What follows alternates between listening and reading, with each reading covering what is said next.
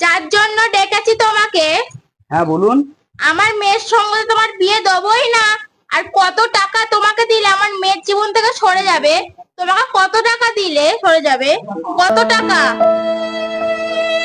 এ নাও, এই ব্যাগে 5 লাখ টাকা আছে, এবার নিয়ে বিদায় হও। গরিব কোনোদিনও দেখেছো নাকি এত টাকা?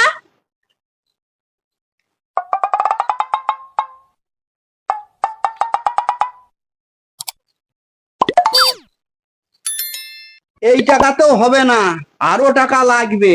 কেন, কিসের জন্য? কেন?